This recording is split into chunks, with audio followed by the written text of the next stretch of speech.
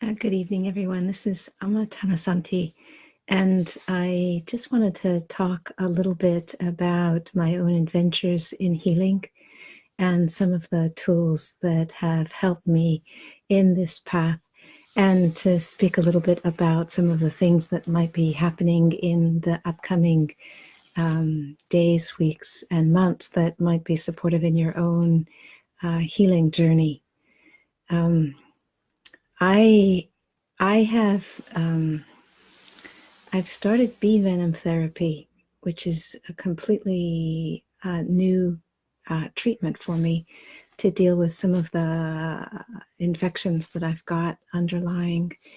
And one of the common experiences that everybody that I've been on the forum who's been using this have been talking about is the way in which there's just a revisiting of old physical symptoms and unresolved emotional issues. And so the thing that's amazing about the bees, particularly since their lives are so connected and attuned, and they have so many remarkable aspects about the way that they are, is that their medicine instills in us a similar kind of integrative and multi-layered healing process. And so I am amazed both by the increased level of health that I've experienced in a short period of time, but also in the comprehensive revisiting of some old territory, both emotional as well as physical, in this journey of healing. I'm also reminded that it's often the case in a period like my own experience where there's initially a very good response, that it's a honeymoon period, and that it can quite easily be the case that for days, weeks, or even months, that there's just this deep-seated fatigue and an inability to navigate things with much energy. But I'm taking things one day at a time and setting up some systems, hopefully, so that as I go through whatever process that I go through, I'll have a little bit more resiliency to navigate it. But what I wanted to speak about, because in the meditation world, oftentimes what we are talking about is the internal contemplative way of being with things. And certainly those of us who are meditators understand, or at least have the potential of understanding, that there are many ways in which the mind is the forerunner of all things, many ways that that expresses itself. And so how we think really has a big impact on what our experience is, and where we focus our attention has a phenomenal impact on what our reality is. And so when we're navigating long-term issues around health, either physical health or mental health, then we have also choices about where we focus our attention. And so parallel to the practice of meditation, I've also in this last year gotten involved with neuroplasticity, which has some fabulous tools for being able to rewire the brain and change habits that have become just deeply embedded, and change them into experiencing more joy and more flexibility, more resiliency, and more capacity to engage in many different aspects in life that had otherwise been unavailable when in the middle of significant health conundrums, which I have been navigating for this last while.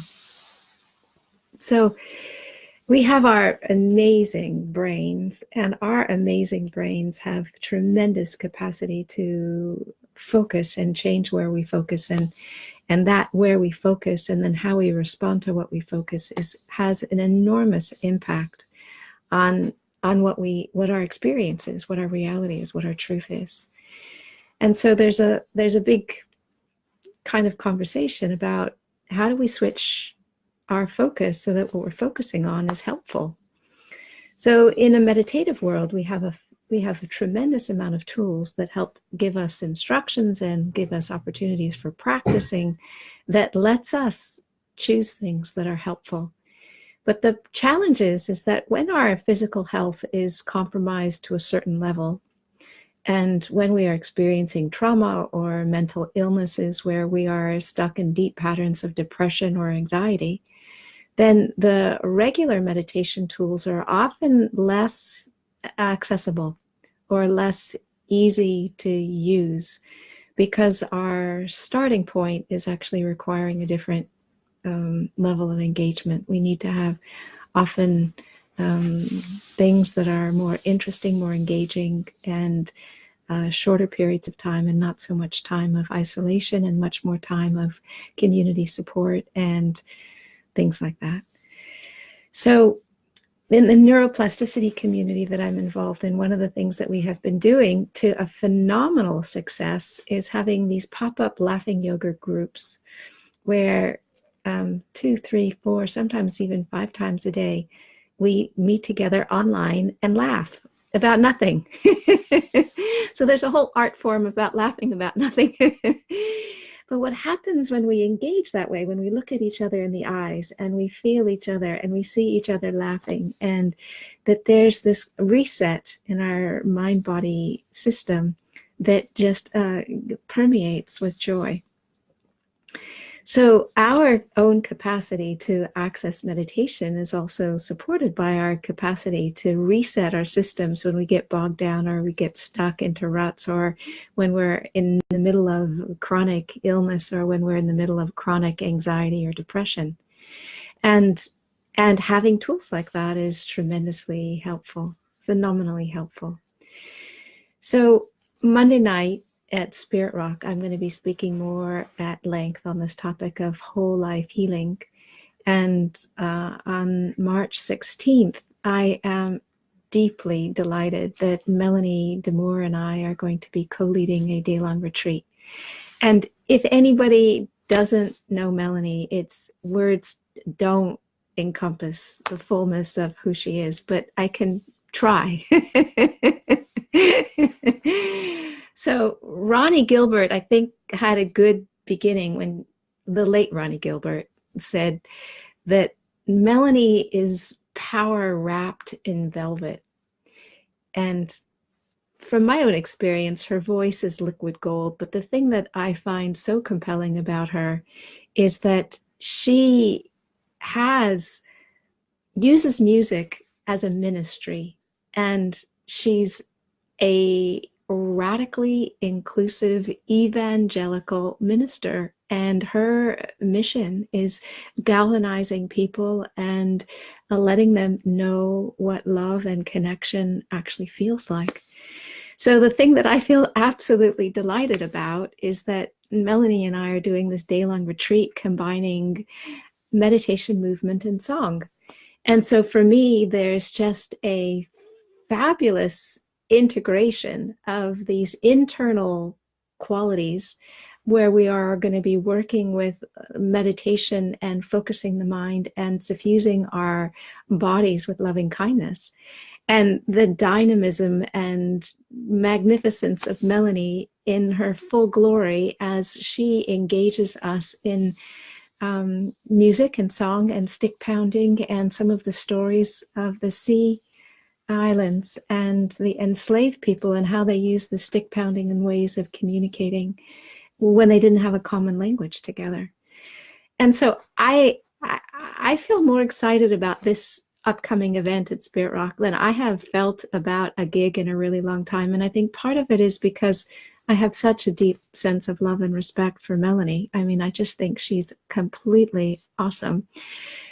And for myself, one of the things that I really love about hanging out with her is the way that she holds power. So there are few people that I know that do with power what Melanie does with power. And oftentimes, a few times when I've seen her play with big deal dudes, she insists that she holds all the power. And the reason why is because she also insists, she wants to make sure that every single person is empowered. And so here you have this absolutely phenomenally talented and gifted spiritual being who uses music as her ministry to gather in people, and combining that with loving kindness meditation and movement. And I am really excited. I'm really excited. So that's on the 16th of March at Spirit Rock. It's a day-long retreat. And if any of you are local and can come, I would love to see you there. That would be awesome. But the other thing that I'm excited about is that the multiversity, the 1440 multiversity, I'm going to be doing a 5-day retreat, and that is going to be combining meditation and neuroplasticity and laughing yoga, and these in this combination. And so we'll work with some of the neuroplasticity science, as well as some of the science of Buddhist or codependent arising, Paticca to understand the way that these things get solidified and these ruts get established. Not only so we just have a philosophical framework, but so we can also have a map about how to cut through and break that cycle. But in addition to deep Dhamma, we're also going to be doing loving kindness practice and laughing yoga practice, because one of the things about laughing yoga, which is absolutely fabulous, is that when you laugh, like really laugh, like bust a gut kind of laughing, it's the kind of release where there's very little structures that remain stable and in place. And what I find is that that is a fabulous segue to just relaxing into the nature of the mind. And so I have never done a residential retreat where I am going to be using laughing yoga as part of it. And this I'm going to do. And so it is it's going to be a friendly retreat for people who are navigating neuroplasticity and wanting to rewire their brains. And any of my DNRS community, I would love to see you there. And any of the laughing yoga community, I would love to see you there. And people who just like to meditate, I would love to see you there. So we've got these different events that are happening, and I feel really excited. I feel really excited. So I see Sharon has joined, and Brittany has joined, and Catherine has joined, and Stephen has joined, and Anita has joined, and Bud has joined, and Arpita has joined. And I'm just happy to see you all here this evening, and I'd love to see you join on some of these meditation adventures that I'm embarking on. I know that the Monday night at Spirit Rock is live streamed. And so if you're not local enough to be there in person, if you're interested to know more of the mischief about it, you're welcome to join in on the live stream, and you can hear more about it there. So that's it for now. I just wanted to touch in and say that whole life healing has been an important part of my life for the last 20 years. And my health issues have gone on for longer than that. And when I bring together intelligence that helps me support the health as well as the science behind the meditation, when I understand the various different layers of emotion that are there and present and supporting patterns of unwellness as well as wellness, then I have a comprehensive way of navigating health that actually feels like I can be grounded, I can be honest, I can be true. I have all the available access to my mind-body system that's possible. And this kind of living and this kind of use of meditation is something that inspires me. I am not so inspired by magnificent Dharma talks where you get off the Dharma seat and there's a trail of chaos and behind you. That's not so inspiring for me. So I have my own process and my own work that I'm engaged in, and I very much value approaches that begin to tie together all of the pieces of our life.